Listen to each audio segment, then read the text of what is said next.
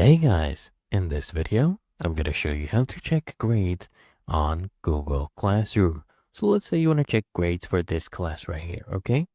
There's two ways. I'm going to show you one of them first. So you just click on that respective class.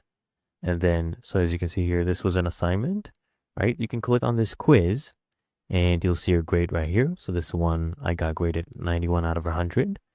And my teacher also left me a private comment. Good job. Keep it up, William. There you go. This one had been graded. Now, another way you can go about this is hover over your class right here and click on this icon, okay? So we're going to open our work for this class. So if I click on this right here, check this out. So this is my name, and these are all my, assignments, quizzes, tests I have done. And this is one of them. So we did this one. And I got 91 out of 100 in it, okay? It's really that easy and simple.